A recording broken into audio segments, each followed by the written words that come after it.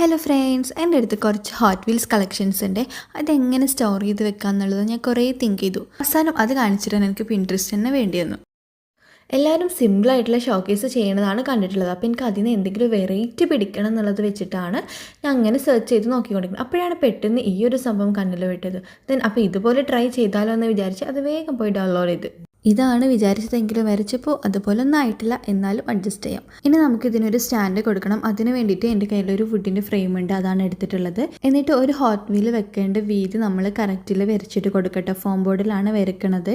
ശേഷം ഇതുപോലെ 3 ലെയറിൽ ഫോം ബോർഡ് ഒട്ടിച്ചിട്ട് കൊടുക്കാം കേട്ടോ.